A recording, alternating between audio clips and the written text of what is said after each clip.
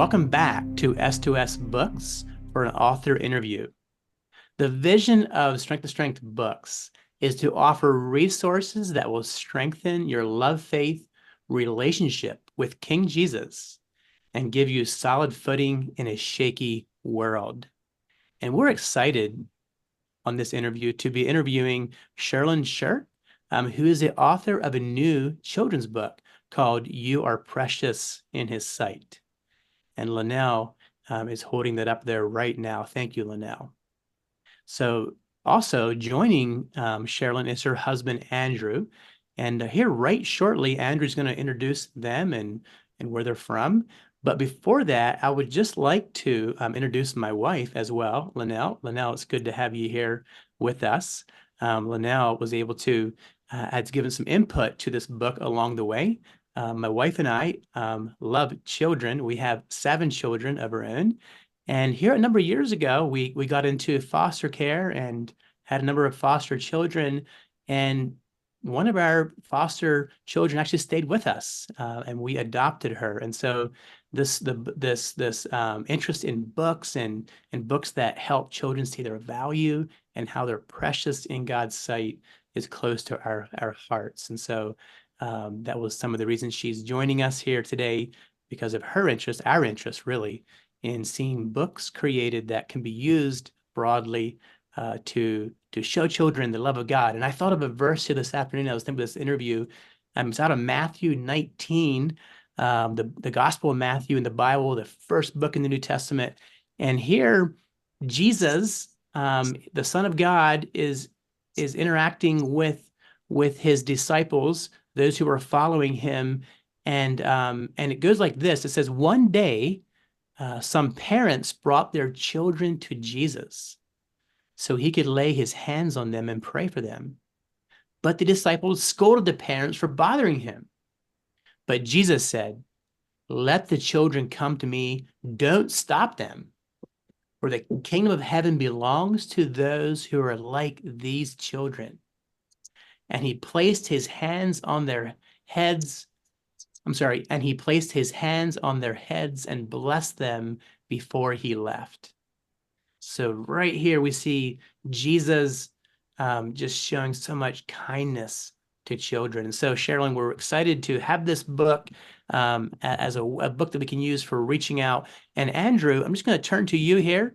Thank you for being willing to be part of this interview. I know that you've been a very much of a behind the scenes support for this. And so it's really a blessing to have you join here as well. So tell us a little bit about you and your family, where you're from, and anything you have on your mind. Yeah, well, I'm Andrew Shirk, and Sherilyn's my wife, of course, as Bryant said already. We live in Macon, Mississippi. Been married 21 years. Have 6 boys, no girls. To Sherilyn's dismay, we have a farm, raise broilers and cattle and boys. And we have a ready mix plant also that we sell ready mix concrete. We attend Magnolia Mennonite Church, the congregation here in Macon. And we have about, I don't know, 50 some odd families, I think, there. And we really appreciate and love our brothers and sisters there. We're just normal people, just trying to serve the Lord where we're placed. And several years ago, we got involved in the foster system by foster parents, being foster parents. And we ended up, well, this is kind of how this book came about, having the foster, dealing with the foster system, with the people that are there. And I just wanted to mention a verse in Esther where Mordecai is telling Esther that she is, he feels like she is placed here for such a time as this. Mm-hmm. I feel like we our place here. Each one of us is, and we need to be faithful and serve out where the Lord has called us to. So yeah, that about sums up everything that about us. Wonderful. Andrew, our family might be interrupted with children. My oldest is 14, and there's some that are sleeping, but you know how that goes when you put children down for a nap in the afternoon. Sometimes they don't stay there. But what did you do with your children? Well, we have our boys are age 18 through 4, and oldest one is in South Dakota teaching Bible school this week on the reservation. But so we just gave the 16-year-old a little money and sent them the rest of the McDonald's for lunch. So that's where they're at right now. That's great. I love it. It's like a good time for them, right? They might say, Dad and Mom, do some more of these interviews, right? Probably will. Thank you, Andrew, for that overview of your family. We've never met in person, but maybe sometime we'll head to the deep south and head down to the deep south and visit the Shirks down there. But if you ever come this way, know you can stop by State College. We'd love to meet you. Okay, so Linnell has kind of thought through a little bit of some questions we'd like to ask Sherilyn, the vision behind the book and some other things. So Linnell, go ahead. Yes, thank you, Sherilyn, for joining us here today. And yeah, tell us a little bit about your vision behind this book, and also tell us about who you were thinking of when you wrote it. So I was really thinking of foster children as I wrote it. But as I wrote it, as the book came together, I broadened that focus to all children who have not been to church, have not heard the stories of Jesus, do not know that Jesus made them, do not know who made them. And so that is my focus. I would love to see this book in the hands of children who do not know Jesus. Thank you for that. And I know that you have an interesting story behind this book too. So tell us a little bit about that. Okay. Well, many churches have women's groups that get together and do projects for charitable causes. And in our church, we do a lot of sewing. So we call it the sewing circle. And there's a committee, and I have served on the committee numerous times. The committee is nominated, and it was the beginning of 2022. They were getting ready to nominate another person for the committee, and I had this premonition that I would get nominated, and I did not want to do it. There were numerous different reasons, but I didn't want to do it, but I was nominated, sure enough, and I had the option to say no, but I felt God was leading me to accept it. So I went ahead and accepted it. And I told the Lord I would do it with my whole heart. I would give it my 100%, but I would like his help. And it was that very night, or maybe it was a couple nights later, but it was either that very night that I'd been nominated, or soon after, that I couldn't sleep. And so normally I take a melatonin and go back to bed, but that night I decided that I would just get up and read a new book that we had gotten soon before. And one of the chapters in the book was on reaching the needs of those around us in the community that we live. And I sat there for quite a while just trying to analyze, is there a group of people, is there somebody that Jesus would like me to serve in my life that I've been unaware of? And the thought crossed my mind that I wonder if there's something a group of people our sewing needs to be reaching out to, a different project to focus on for the coming year. And it was that thought crossed my mind about the sewing, and immediately, I don't know, did I fall asleep in that minute? Did I have a vision in that minute? But it was instant, just immediately after that thought of wondering about if the sewing should be doing something, that I was suddenly in another room, and it was a very, very dark room. There was a lamp shining over my right shoulder, and in my lap was a small child wrapped in a white blanket, and the child was just all hunched over. And in my dream, I knew instinctively that this child was a foster child with tremendous abuse, and that was one of the reasons that the child could not sleep. And I was just rocking this child, and in my hand was a book. And so I was just reading this book very slowly, and we were just very slowly turning the pages, and the book was just jumping out at me, and it was jumping out at me. And after about the third page, couldn't wait to get to the end of it, but it disappeared after the third page. And I was back in my own living room, very wide awake.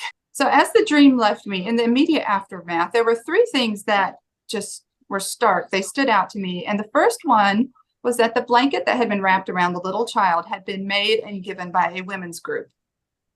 And the second thing that jumped out at me was I wanted to write down the words to that I had read in my dream or in this vision. I needed to get those words on paper, and I grabbed a pencil. I had pencil and paper there, and I scribbled them down just as fast as I could, just the words I had seen and what might have been in the last part of that book.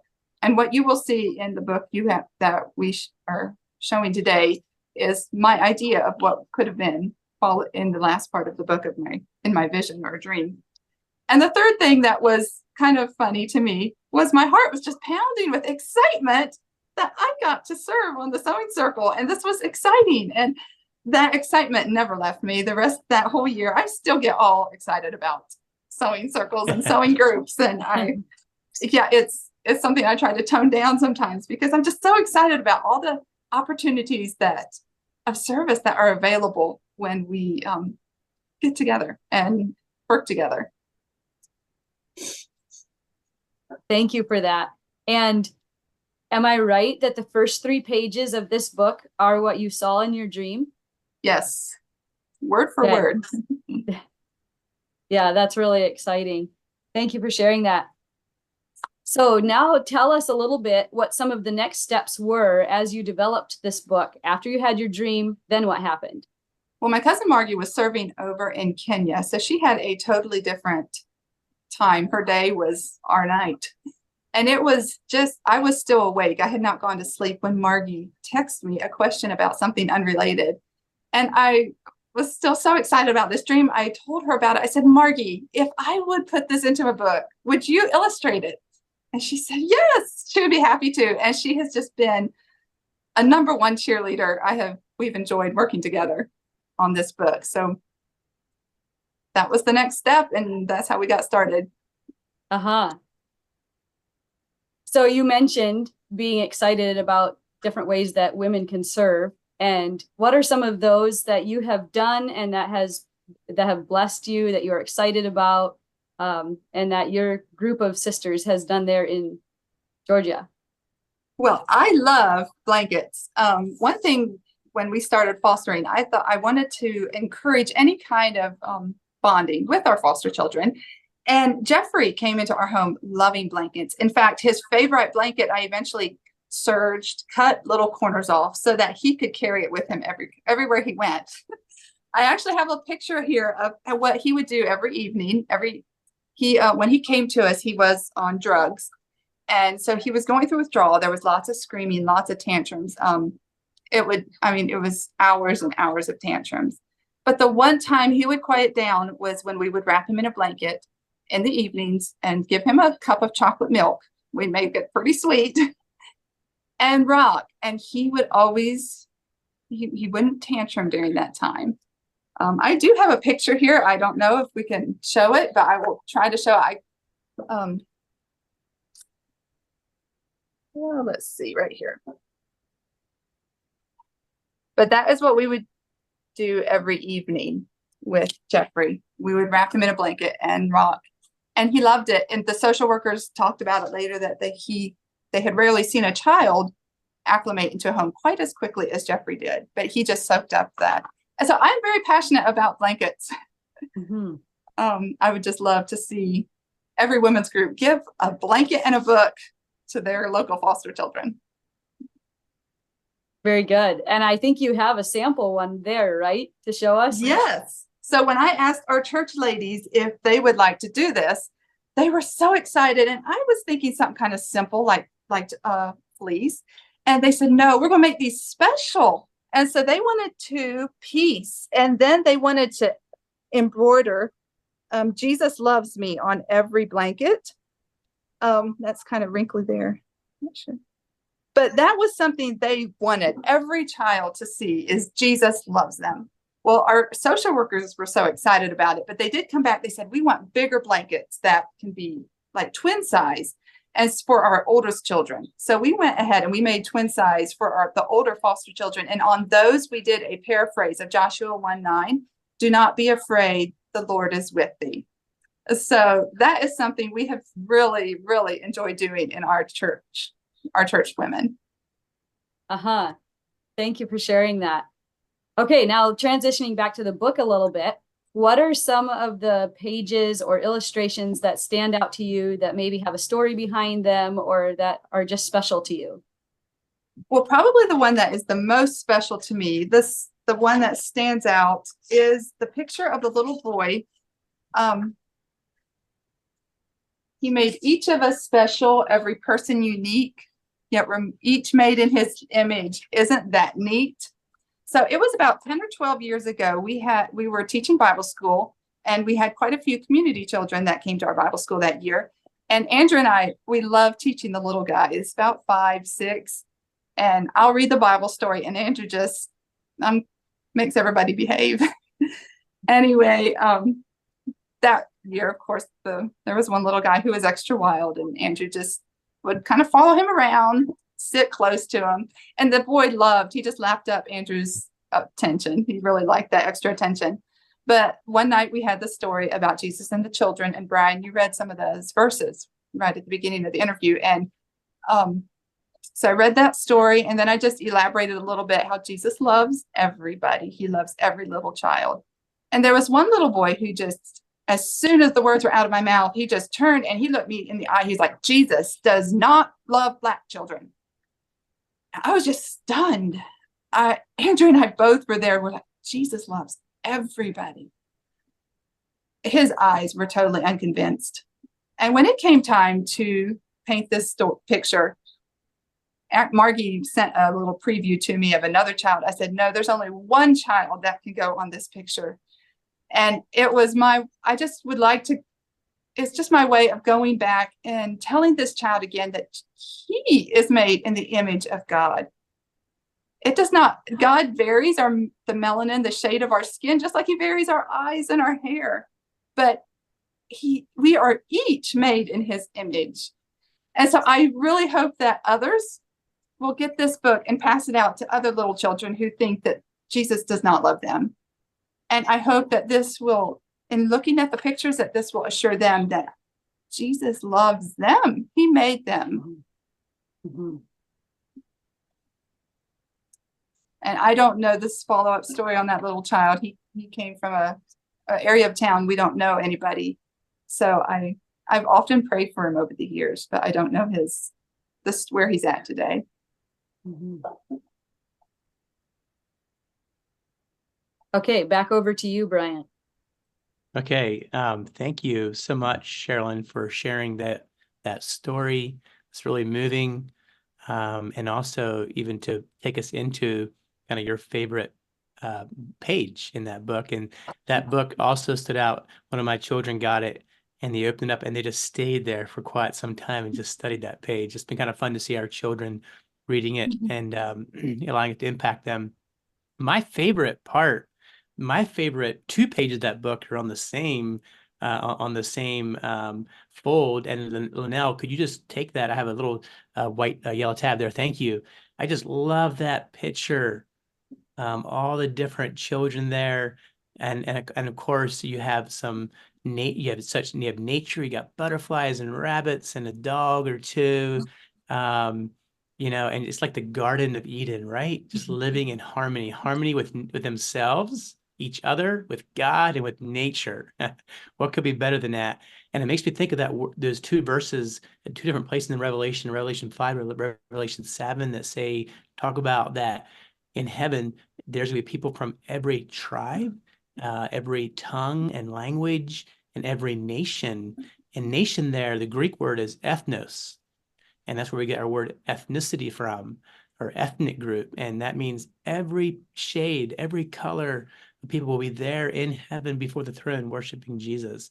And I just think that page there just captures that in such a beautiful way. And so, yeah, thank you, Sherilyn, for allowing God to work through you. We know that God cares about each one of us and about children. Of course, we see Jesus, as I read there earlier on, Jesus is inviting children into his life. And in that time, 2,000 years ago, in that culture there in the Middle East, children were kind of looked at as a bother and kind of kept on the outside more.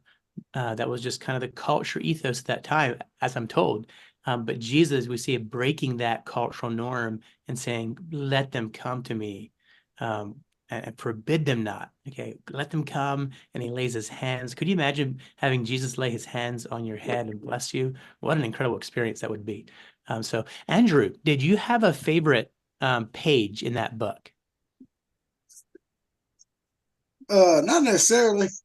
I think the whole book's pretty great. Yeah, yes, exactly. Yeah, so we're Sherilyn, as you were creating this book, in your mind, like how did you imagine this book getting out, and what would be the purpose for the use of this book? We've kind of touched on it a couple times, but I think kind of in a nutshell, who would you imagine using this book? Well, definitely the children who do not know Jesus, who do not know that Jesus made them. I've already mentioned Bible schools, kids clubs, foster children. Any of those groups. I talked with our supervisor quite a bit, and she said that if we would even want to set up a booth at one of their, let's say a Christmas banquet they give for the foster children or a family fun day, she said that would be a way to hand books directly to the children. So I would love if a group doesn't want to do blankets, if they would like to set up a booth at a foster event and hand out these books and other books. But one thing I think is a really good pair, this is just a personal, if a child maybe doesn't know, needs a better vision of Jesus, is to give both the 25 Bible stories and my book as a pair, and pass it out to anybody, any group of children that does not know Jesus. Sure. There was a church in our area that put together bags, and they had a book and a fidget toy, and a fleece blanket that they would put into a bag and give to our local police station for the policemen to hand out to calls where children are involved. And to me, I just love that idea. I would just love if groups would do that as well. Sure. I feel like the options are limitless. Just where there's children everywhere in the world, they can. Sure. I would love to see you have this book. Yeah, excellent. And I thought too of like even going to parks where a lot of children are. It could be a great way to hand this book out. I want some at our cafe. We have a place where we have free books there, and we have a lot of families coming into our cafe. That would be another great place to get this out. So yeah, many places. And so at Strength to Strength Books, what we're going to do is we're going to offer this book at a bulk rate. We'll have like a flat rate for one book, but with some pretty intense discounts on books, like orders of, I think maybe starting in the 10 or 20 range. I don't have that right offhand, but we would love to see this book get out into churches, small groups around North America, where you can use it and hand them out in your community. So yeah, and then all that pricing will be on our website or on our Strength to Strength book flyer. You can reach out to us if you don't have access to the internet. You can email us at contact@strengthtostrength.org, or you can go to our website at strengthtostrength.org, and you can order the books there. So again, Sherilyn, thank you so much for all your work, for allowing God to work through you.